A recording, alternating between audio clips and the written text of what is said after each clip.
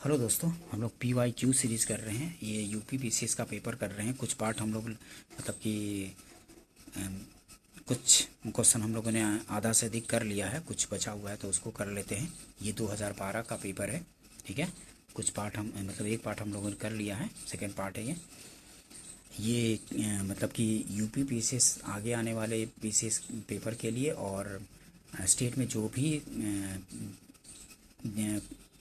Paper होंगे जहाँ की समान अध्ययन से क्वेश्चन पूछे जाते रहते हैं, उसके लिए काफ़ी महत्वपूर्ण सेशन होंगे। और अदर स्टेट में भी जो समान अध्ययन से क्वेश्चन पूछे जाते हैं, या पीसीएस का पेपर हो या फिर जनरल कंपटीशन, जनरल में जैसे एसएससी, रेलवे, बैंकिंग, जहाँ भी समान अध्ययन से क्वेश्चन पूछे जाएंगे, या शिक्षक भर्ती भी जो होता है जहाँ समान अध्ययन से क्वेश्चन पूछे जाते हैं, उसके लिए काफ़ी महत्वपूर्ण सेशन होंगे। चलिए स्टार्ट करते हैं। 2012 का ये समान अध्ययन का जीएस का पेपर है। चलिए स्टार्ट करते हैं। भूमिगत जल को दूषित करने वाले अजैविक प्रदूषक हैं। तो भूमिगत जल को दूषित करने वाले अजैविक प्रदूषक हैं आर्सेनिक है, ठीक है। सी आंसर हो जाएगा, आर्सेनिक है। भूमिगत जल को दूषित करने वाले अजैविक प्रदूषक है आर्सेनिक, सी आंसर होगा। पारिस्थितिक तंत्र में तत्वों के चक्रण को क्या कहते हैं? तो पारिस्थितिक तंत्र में तत्वों के चक्रण को तो जैव भू रासायनिक चक्र कहते हैं, ठीक है। जैव भू रासायनिक चक्र कहते हैं। पारिस्थितिक तंत्र में तत्वों के चक्रण को क्या कहते हैं? तो जैव भू रासायनिक चक्र कहते हैं, बी आंसर हो जाएगा। नेक्स्ट क्वेश्चन देखते हैं। दो भिन्न समुदायों के बीच का संक्रांति क्षेत्र कहलाता है। तो दो भिन्न समुदायों के बीच का संक्रांति क्षेत्र कहलाता है इकोटोन कहलाता है। ये भी क्वेश्चन काफ़ी पूछा जाता है, ठीक है। दो भिन्न समुदायों के बीच का संक्रांति क्षेत्र कहलाता है तो इकोटोन कहलाता है, ठीक है। डी आंसर हो जाएगा। नेक्स्ट क्वेश्चन देखते हैं। एक मनुष्य के जीवन को पूर्ण रूप से धारणीय करने के लिए आवश्यक न्यूनतम भूमि को क्या कहते हैं? तो पारिस्थितिकीय पदछाप कहते हैं, पारिस्थितिकीय पदछाप। एक मनुष्य के जीवन को पूर्ण रूप से धारणीय करने के लिए आवश्यक न्यूनतम भूमि को क्या कहते हैं? तो पारिस्थितिकीय पदछाप कहते हैं, बी आंसर हो जाएगा। नेक्स्ट क्वेश्चन देखते हैं। संसार का सर्वाधिक जनसंख्या वाला मरुस्थल, तो थार मरुस्थल जो है ये संसार का सर्वाधिक जनसंख्या वाला मरुस्थल है, सी आंसर होगा। नेक्स्ट क्वेश्चन देखते हैं। भारत की जनगणना 2011 के अंतिम आंकड़ों के अनुसार निम्नलिखित में से कौन सा राज्य सर्वाधिक जनसंख्या वाला? तो उत्तर प्रदेश जो है 2011 की जनगणना के अनुसार सबसे अधिक जनसंख्या वाला प्रदेश है, मतलब राज्य है। सबसे अधिक जनसंख्या उत्तर प्रदेश में ही है, 19 पॉइंट समथिंग करोड़ है, ठीक है। 19 करोड़ से अधिक जनसंख्या है उत्तर प्रदेश का। अभी तो 2021 में जो जनगणना सेंसस होना था वो तो हुआ नहीं कोविड के वजह से, और अब 2027 में होना है, ठीक है। 2027 में, तब तक के लिए 2011 का ही आंकड़ा पूछा जाता रहेगा जब तक कि 2027 का आंकड़ा आ नहीं जाता है, ठीक है। ध्यान रखेंगे इसको। निम्नलिखित में से कौन सा पिछली शताब्दी में पृथ्वी के औसत तापमान में वृद्धि प्रदर्शित करता है? तो निम्नलिखित में से कौन सा पिछली शताब्दी में पृथ्वी के औसत तापमान में वृद्धि प्रदर्शित करता है? तो ये है 0.7 डिग्री सेल्सियस, 0.7 डिग्री सेल्सियस है, बी आंसर हो जाएगा। नेक्स्ट क्वेश्चन देखते हैं। धारणीय विकास किसके उपयोग के संदर्भ में अंतर पीढ़ीगत संवेदनशीलता का विषय है? तो प्राकृतिक संसाधन है, ये आंसर हो जाएगा। धारणीय विकास किसके उपयोग के संदर्भ में अंतर पीढ़ीगत संवेदनशीलता का विषय है? तो प्राकृतिक संसाधन, ये आंसर होगा। नेक्स्ट क्वेश्चन देखते हैं। राष्ट्रीय पर्यावरण इंजीनियरिंग शोध संस्थान कहाँ स्थित है? तो राष्ट्रीय पर्यावरण इंजीनियरिंग शोध संस्थान स्थित है नागपुर में स्थित है, ये आंसर होगा। नेक्स्ट क्वेश्चन देखते हैं। निम्न में से कौन एक प्रवाल विलंजन का सबसे अधिक प्रभावी कारक है? तो निम्न में से कौन एक प्रवाल विरंजन का सबसे अधिक प्रभावी कारक है? तो सागरीय जल के सामान्य तापमान में वृद्धि जो हो जाता है वही प्रवाल विरंजन का सबसे अधिक प्रभावी कारक होता है। सागरीय जल के सामान्य तापमान में वृद्धि, ठीक है, तापमान में, सागरीय जल के तापमान में जब वृद्धि हो जाता है तो उसी के कारण ये प्रवाल विरंजन होता है, प्रवाल भित्तियाँ दिखा वो हो जाती हैं, ठीक है, विरंजित होती हैं। सी आंसर होगा, ध्यान रखेंगे इसको, काफ़ी बार रिपीट होता है ये क्वेश्चन। सर्वाधिक जैव विविधता कहाँ पाई जाती है? तो सर्वाधिक जैव विविधता उष्णकटिबंधीय वर्षा वनों में पाई जाती है, सर्वाधिक जैव विविधता, ठीक है, उष्णकटिबंधीय वर्षा वनों में पाई जाती है सर्वाधिक जैव विविधता। ये भी क्वेश्चन काफी बार रिपीट होता है, ये आंसर होगा। लाइकेंस सबसे अच्छे सूचक हैं, तो वायु प्रदूषण के सबसे अच्छे सूचक हैं लाइकेंस। ये भी काफी रिपीट होता है कि लाइकेंस सबसे अच्छे सूचक किसके हैं? तो वायु प्रदूषण के सबसे अच्छे सूचक हैं लाइकेंस, ये आंसर होगा, ध्यान रखेंगे इसको।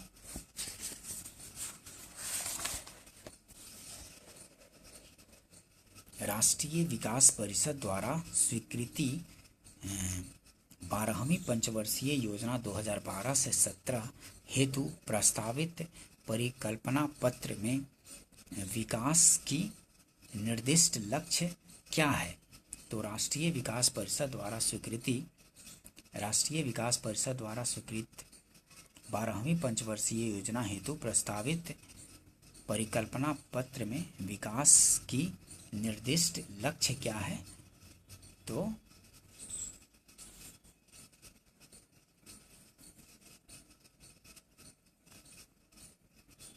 इसमें शायद 8% कर दिया गया था राष्ट्रीय विकास परिषद द्वारा, 9% का सुझाव दिया गया था, लेकिन 8% शायद कर, इसको अभी छोड़ दीजिए, ठीक है, बाद में इसको कर लेंगे।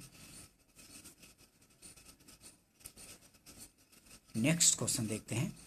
भारत में विदेशी विनिमय संचय का रख रखाव किसके द्वारा किया जाता है? तो भारत में विदेशी विनिमय संचय का रख रखाव भारतीय रिजर्व बैंक द्वारा किया जाता है। विदेशी विनिमय संचय का रख रखाव किसके द्वारा? तो आरबीआई द्वारा, रिजर्व बैंक, ये भारतीय रिजर्व बैंक द्वारा किया जाता है, ये आंसर हो जाएगा। नेक्स्ट क्वेश्चन देखते हैं।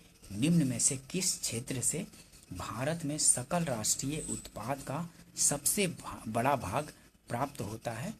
तो निम्न में से किस क्षेत्र से भारत में सकल राष्ट्रीय उत्पाद का सबसे बड़ा भाग प्राप्त होता है? तो सेवा क्षेत्र से प्राप्त होता है, सी आंसर होगा, सेवा क्षेत्र से।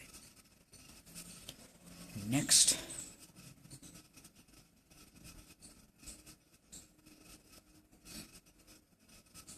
निम्नलिखित में से कौन सा भारत में मुद्रास्फीति के प्राक्कलन का सबसे प्रचलित माप है? तो उपभोक्ता मूल्य सूचकांक है, सी आंसर होगा, ठीक है, उपभोक्ता मूल्य सूचकांक। निम्नलिखित में से किस एक को छोड़कर बाकी सभी देश की प्राकृतिक पूंजी में सम्मिलित किए जाते हैं? तो निम्नलिखित में से किस एक को छोड़कर बाकी सभी देश की प्राकृतिक पूंजी में सम्मिलित किए जाते हैं? तो वन, जल, सड़कें, खनिज। तो ये सड़कें जो है ये प्राकृतिक पूंजी में नहीं सम्मिलित किए जाते हैं, बाकी तीन, वन, जल और खनिज, ये सब प्राकृतिक पूंजी में है, लेकिन सड़कें जो है ये प्राकृतिक पूंजी में नहीं है, ध्यान रखेंगे इसको। तेंदुलकर समिति ने भारत में गरीबी रेखा के नीचे की जनसंख्या का प्रतिशत कितना आकलित किया? तो तेंदुलकर समिति ने 37.2% आकलित किया था, ठीक है, बी आंसर होगा। नेक्स्ट क्वेश्चन देखते हैं। दृष्टि विकलांग हेतु राष्ट्रीय संस्थान निम्नलिखित में से कहाँ अवस्थित है? तो दृष्टि विकलांग हेतु राष्ट्रीय संस्थान निम्नलिखित में से कहाँ अवस्थित है? तो देहरादून में स्थित है, बी आंसर होगा। नेक्स्ट क्वेश्चन देखते हैं। निम्नलिखित में से किस देश ने सरकारी तौर पर परिवार नियोजन कार्यक्रम को सर्वप्रथम अपनाया? तो भारत ने अपनाया था सरकारी तौर पर परिवार नियोजन कार्यक्रम को, सी आंसर हो जाएगा। नेक्स्ट क्वेश्चन देखते हैं। भारत में शुरू की गई स्वाभिमान योजना किससे संबंधित है? तो भारत में शुरू की गई स्वाभिमान योजना किससे संबंधित है? तो ग्रामीण बैंकिंग से संबंधित है स्वाभिमान योजना, सी आंसर होगा। निम्न में से किस वर्ष में असंगठित श्रमिक सामाजिक सुरक्षा अधिनियम पारित हुआ? तो 2008 में। निम्न में से किस वर्ष में असंगठित श्रमिक सामाजिक सुरक्षा अधिनियम पारित हुआ? तो 2008 में। नेक्स्ट क्वेश्चन देखते हैं, 13वें वित्त आयोग के अध्यक्ष कौन थे? तो 13वें वित्त आयोग के अध्यक्ष विजय केलकर थे। अभी तो 16वें वित्त आयोग का गठन मतलब 16वां वित्त आयोग अपना सिफारिश दे चुका है। तो इसके 16वें वित्त आयोग के अध्यक्ष अरविंद पड़गड़िया थे। ठीक है, अरविंद पड़गड़िया हैं 16वें वित्त आयोग के अध्यक्ष, ध्यान रखेंगे। इन्होंने अपना सिफारिश 16वां वित्त आयोग ने दिया था। नेक्स्ट क्वेश्चन देखते हैं, सूची 1 को सूची 2 से मिलान करना है। ठीक है, एक तरफ रोग है और किससे होता है उसको बताना है। तो प्लेग किससे होता है? तो प्लेग जीवाणु से होता है, प्लेग जीवाणु से होता है। और एड्स किससे होता है? एड्स तो आपको पता है कि विषाणु से होता है। और गंजापन किससे होता है? तो गंजापन जो होता है ये कवक से होता है। और मलेरिया, तो मलेरिया प्रोटोजोआ से होता है, मलेरिया। ठीक है, मलेरिया प्रोटोजोआ से होता है। तो प्लेग किससे? तो प्लेग जीवाणु से, एड्स विषाणु से, गंजापन कवक से और मलेरिया प्रोटोजोआ से। ध्यान रखेंगे इसको। तो ए का चौथा, बी का तीसरा, सी का दूसरा और डी का पहला, ध्यान रखेंगे इसको। नेक्स्ट क्वेश्चन देखते हैं, 2011 को पशुओं में होने वाली किस बीमारी के लिए चिन्हित किया गया है? तो 2011 को पशुओं में होने वाली किस बीमारी के लिए? तो रिंडरपेस्ट के लिए चिन्हित किया गया था। उस समय हो सकता है कि ये रिंडरपेस्ट का मामला बढ़ा हो जाता, तो करंट से जोड़ करके पूछा गया था। नेक्स्ट क्वेश्चन देखते हैं, निम्नलिखित में से कौन सी हरित गृह गैस नहीं है? तो कार्बन डाइऑक्साइड ये तो हरित गृह गैस है, मीथेन भी है, नाइट्रस ऑक्साइड भी है, लेकिन नाइट्रोजन जो है ये हरित गृह गैस नहीं है। ठीक है, निम्नलिखित में से कौन सी हरित गृह गैस नहीं पूछ रहा है? तो नाइट्रोजन जो है वो नहीं है। बाकी कार्बन डाइऑक्साइड है, मीथेन भी है, नाइट्रस ऑक्साइड भी है, लेकिन नाइट्रोजन नहीं है। डी आंसर हो जाएगा। नेक्स्ट क्वेश्चन देखते हैं, होमी भाभा पुरस्कार किस क्षेत्र में विशेष योगदान के लिए दिया जाता है? तो नाभिकीय ऊर्जा के क्षेत्र में। ठीक है, होमी भाभा पुरस्कार किस क्षेत्र में विशेष योगदान के लिए दिया जाता है? तो नाभिकीय ऊर्जा के क्षेत्र में योगदान के लिए दिया जाता है। बी आंसर होगा, ध्यान रखेंगे इसको। लेजर एक युक्ति है जिसके द्वारा उत्पन्न किया जाता है। तो लेजर एक युक्ति है जिसके द्वारा उत्पन्न किया जाता है क्या? तो उद्दीपित विकिरण उत्पन्न किया जाता है। लेजर एक युक्ति है जिसके द्वारा उत्पन्न किया जाता है उद्दीपित विकिरण। डी आंसर होगा। डीएनए के द्विहेलिक्स प्रारूप को पहली बार किसने प्रस्तावित किया? तो वाटसन तथा क्रिक ने प्रस्तावित किया था। ठीक है, डीएनए के द्विहेलिक्स प्रारूप को पहली बार किसने प्रस्तावित किया? तो वाटसन तथा क्रिक ने। ये भी क्वेश्चन काफ़ी बार रिपीट होता है, तो ए आंसर होगा, ध्यान रखेंगे इसको। नेक्स्ट क्वेश्चन देखते हैं, एस्बेस्टस धूल जो है वायु प्रदूषक है और एक प्रभावित अंग है। तो एस्बेस्टस धूल से क्या प्रभावित होता है? तो एस्बेस्टस धूल से फेफड़ा प्रभावित होता है। सीसा से, तो सीसा से क्या? तो सीसा से मस्तिष्क। और पारा से, तो पारा से उदर। और कार्बन मोनोऑक्साइड से, तो कार्बन मोनोऑक्साइड से प्रभावित होता है रक्त धाराएं। ठीक है, कार्बन मोनोऑक्साइड से रक्त धाराएं प्रभावित होती हैं, ध्यान रखेंगे। तो आंसर हो जाएगा ए का तीसरा, बी का पहला, सी का दूसरा और डी का चौथा। ठीक है, एस्बेस्टस धूल से क्या प्रभावित होता है? तो फेफड़ा, सीसा से मस्तिष्क, पारा से उदर और कार्बन मोनोऑक्साइड से रक्त धाराएं। नेक्स्ट क्वेश्चन देखते हैं, मिट्टी के घड़े में निम्न में से किस क्रिया के कारण जल ठंडा रहता है? तो मिट्टी के घड़े में निम्न में से किस क्रिया के कारण जल ठंडा रहता है? तो वाष्पीकरण के कारण जल ठंडा रहता है। बी आंसर हो जाएगा। MRI निम्न में से क्या है? तो MRI मैग्नेटिक रेजोनेंस इमेजिंग है। MRI निम्न में से क्या है? तो magnetic resonance imaging full form है इसका, ठीक है, MRI का। SIM का पूरा स्वरूप क्या है? तो सब्सक्राइबर्स आइडेंटिटी मॉड्यूल है।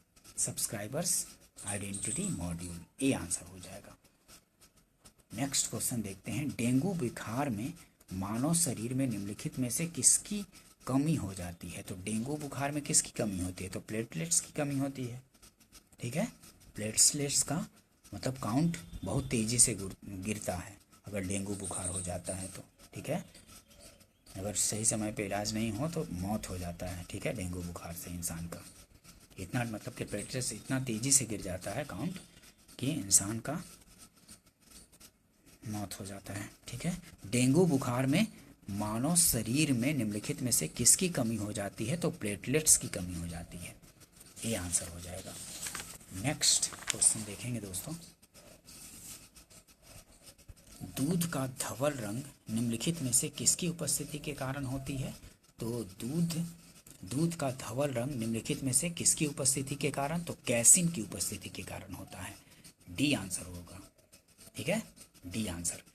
लोलक घड़ियां गर्मियों में सुस्त हो जाती है, क्योंकि? तो लोलक घड़ियां गर्मियों में सुस्त हो जाती है, क्यों?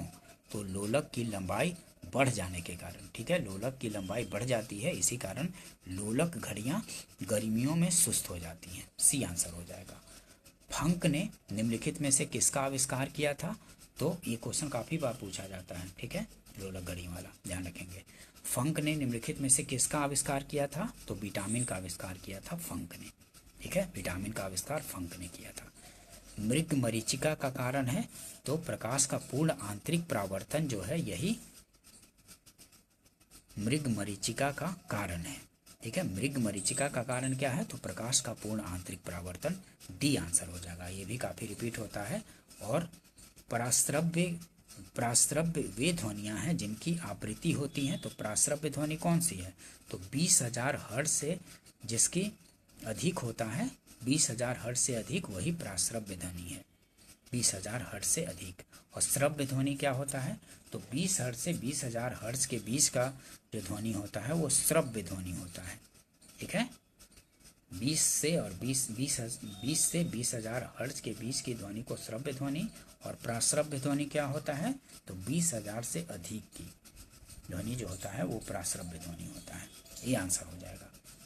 कंप्यूटर का सबसे महत्वपूर्ण भाग क्या है? तो CPU जो है कंप्यूटर का सबसे महत्वपूर्ण भाग है, ये आंसर हो जाएगा, ध्यान रखेंगे। पर्णहरित क्लोरोफिल में निम्नलिखित में से कौन सा तत्व पाया जाता है? तो मैग्नीशियम पाया जाता है, ठीक है। मैग्नीशियम जो है पर्णहरित क्लोरोफिल में निम्नलिखित में से कौन सा तत्व पाया जाता है? तो मैग्नीशियम पाया जाता है, सी आंसर हो जाएगा। ये भी काफ़ी रिपीट होता है कि पर्णहरित क्लोरोफिल में निम्नलिखित में से कौन सा तत्व? तो मैग्नीशियम पाया जाता है। जब बर्फ पिघलती है तब आयतन घटता है। जब बर्फ पिघलती है तो क्या होता है? जब बर्फ पिघलती है तो आयतन घटता है, बी आंसर हो जाएगा। नेक्स्ट क्वेश्चन देखते हैं। प्रकाश का रंग निर्धारित होता है तो तरंग दैर्घ्य से, ठीक है। प्रकाश का रंग निर्धारित होता है किससे? तो प्रकाश का रंग निर्धारित होता है तरंग दैर्घ्य से, ध्यान रखेंगे, काफ़ी रिपीट होता है। नेक्स्ट क्वेश्चन देखते हैं। निम्नलिखित में से कौन सा सही सुमेलित है? तो इनमें से नाग जो है प्रति टैंक प्रक्षेपास्त्र है, नाग प्रति टैंक प्रक्षेपास्त्र है, सी आंसर हो जाएगा, ठीक है, ध्यान रखेंगे इसको। दोस्तों अगर सेशन पसंद आया हो तो इसको वीडियो को लाइक कर दीजिए और फ्रेंड सर्कल में शेयर भी कर दीजिए। और अगर आपने study for government jobs channel को सब्सक्राइब नहीं किया है तो सब्सक्राइब कर लीजिए, ताकि इस तरह के इंपॉर्टेंट वीडियो आप लोग को मिल सके और आपकी तैयारी और भी बेहतर हो सके, ठीक है। क्योंकि PYQ का काफ़ी इंपॉर्टेंट रोल होता है, ठीक है, क्योंकि इसके आसपास से ही क्वेश्चन पूछे जाते रहते हैं, तो काफ़ी हेल्प होता है, ठीक है दोस्तों। मिलते हैं नेक्स्ट वीडियो में। वीडियो देखने के लिए थैंक यू दोस्तों।